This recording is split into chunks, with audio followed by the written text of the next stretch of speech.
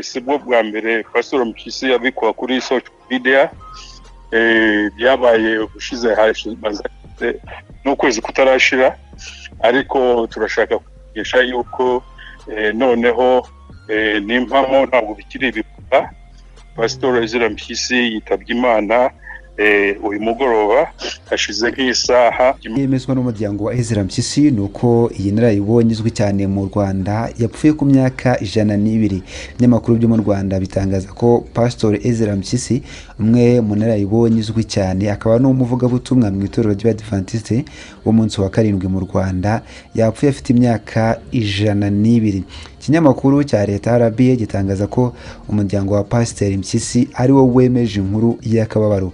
Sibyo gusa, ahubwo no kuri channel cyangwa se umuyoboro wa YouTube iri mu mazina ye, nuko umuhungu we yatangaje ko iyi narayibonye yamaje kwitaba Imana. Tubahaye ikaze kuri Gukiza TV, niba turakora subscribe wayikora kugira ngo ujye ubona amakuru yose tubagezeho gatanu kuri gatanu kuri Gukiza TV. Tubashimiye hari mugira mu biganiro byacu bya buri munsi.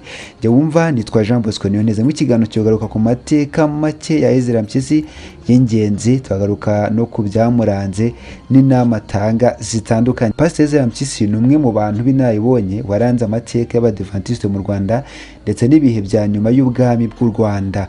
Mu myaka igera kuri 20 ishize yamenyekanye kurushaho kubera ivugabutumwa yakoreye ku maradiyo atandukanye, aho yarangwaga no kuvuga adaca ku ruhande ndetse no gusetsa.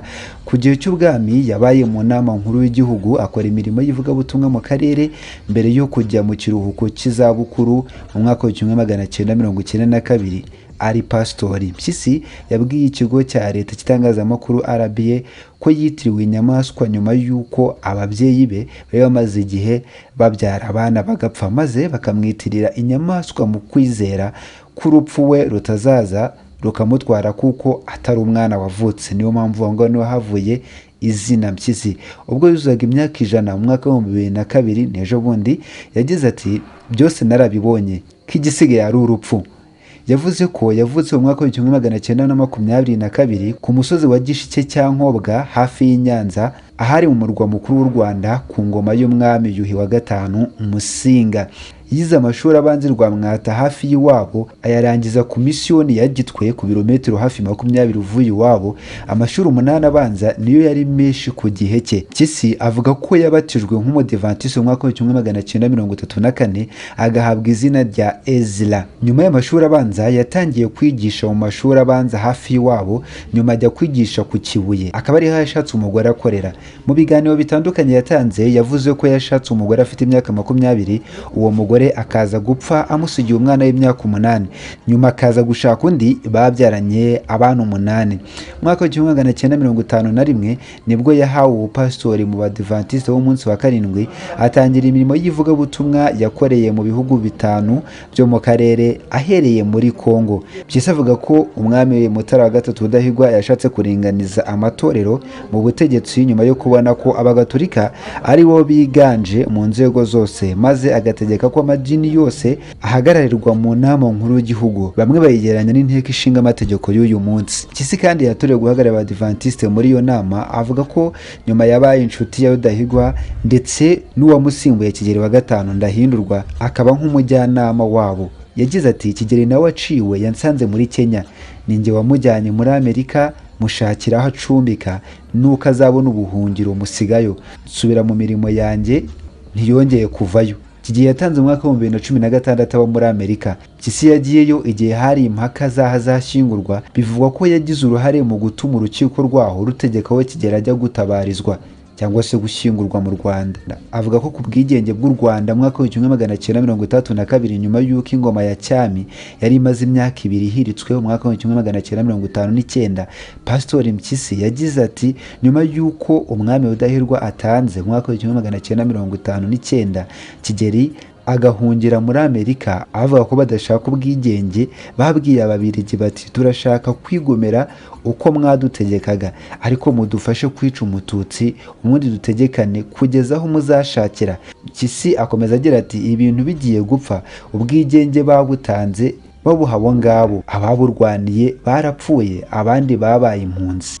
Mu mwaka wa 1959 nibwo umwami Rudahigwa yatanze duhinduka impunzi dutyo, na Kigeli nawe ahinduka impunzi. Twari twaramwimitse ariko ntiyategetse, nuko ubwigenge buratangwa ariko buhabwa abatarabushakaga babufata nabi. Mu mwaka w'1960 Mpyisi yagiye kwiga muri kaminuza ya Solis muri Zimbabwe. Kuva icyo gihe ntiyagarutse mu Rwanda kuko bamwe mu Batutsi nka we bari barahunze nyuma y'imvururu zakuyeho ubwami mu mwaka w'1959. Mpyisi yavuze ko ari we mudivantisi wa mbere mu Rwanda, u Burundi, muri Kongo wabonye icyangombwa cya kaminuza cya teolojiya yakuye muri Solis. Yakoze imirimo y'ivugabutumwa mu Burundi, Tanzania, Uganda ndetse na Kenya. Yagize ati, nabaye pasitori mukuru wa Nairobi Central Church imyaka 8. Ninjye mwirabura wa mbere wayoboye iyo Central Church kuko mbere yayoborwaga n'abazungu. Mpyisi yagiye mu kiruhuko cy'izabukuru mu mwaka w'1992 afite imyaka 70. Ataha mu Rwanda mu mwaka w'1997. Nubwo yari mu kiruhuko cy'izabukuru, Mpyisi yakomeje imirimo itandukanye cyane cyane yivugabutumwa, gushinga amashuri y'Abadiventiste no kwigisha Bibiliya. Mu mpera z'imyaka y'ibihumbi 2010 nibwo yakunze kumvikana cyane yigisha ijambo ry'Imana ku maradiyo atandukanye muri Kigali, ndetse nyuma aha abanyamakuru ibiganiro kuri YouTube. Mu myaka ya vuba hishize Ezra Mpyisi ntiyongeye kumvikana cyane kubera intege nke z'ubusaza. Ubwo yakorerwaga ibirori byo kwizihiza imyaka 100 muri Nzeri mu mwaka wa 2022, Mpyisi yavuze ko ntacyo atabonye mu buzima. Yagize ati, kugira ngo mare imyaka 100 nabonye ibintu byinshi, nabonye ibyiza, nabonye ibibi, nabonye ibyaha bikorwa, nabonye ubugome, nabonye ubwicanyi, nabonye amakwe, nabonye ibirori, igisigaye ni ugupfa, ibindi byose narabibonye. Mu magambo ye kenshi yaranzwe no kugaruka kuri Yesu cyangwa se kuri Yezu no kuri Bibiliya. Benshi mu Banyarwanda bazakomeza kumwibuka nk'umuvugabutumwa ushobora kuba ari ushaje kurusha abandi bose mu Rwanda. Bazamwibuka kandi kugutebya cyane, kudatinya uwo ari we wese mu mvugo ze n'ibikorwa yakoze birimo amashuri yashinze n'icyo yari amariye abayize. Abajijwe ku ibanga ryo kuramba, Mpyisi yagize ati, ni ubuntu bw'Imana ariko ukagira n'ibyo ugomba kwirinda. Kugira umutima watwaye no gusambana bishajisha umuntu. Irari ry'abagore rigutwara ubwenge. Kunywa inzoga n'itabi nabyo birashajisha. Icyuto ni ukwanga urwangano, ibitekerezo bibi byo kwangana, byo kwicana biragatsindwa, bishajisha imburagihe. Guhora utekereza intambara, kurwana, kugira nabi, aho wagiriye nabi ugahana ubwoba, nta mahoro ugira. Byongeyeho ati, ibi birwara, indwara zitandura zibasira abakuze nabyo birashajisha. Amakuru y'urupfu rwa Muzehe Mpyisi yamenyekanye atangajwe n'abo mu muryango we kuri uyu wa gatandatu tariki ya 27 Mutarama 2024. Muzehe Mpyisi witabye Imana yari umwe mu Banyarwanda babitse amateka ahambaye yo hambere ku ngoma z'abami.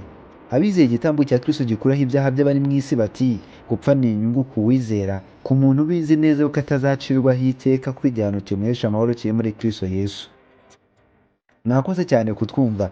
Njye nitwa Jean Bosco Niyonteze. Ufite igitekerezo cyangwa ikibazo mwatwandikira kuri nimero 07 144 cyangwa kuri Facebook ni Niyonteze Jean Bosco, no kuri X aho Twitter ni uko nguko turi. Muze kudushyigikira mukurikirana ibiganiro tubagezeho gatanu kuri gatanu, gusanga ibitekerezo. Shalom.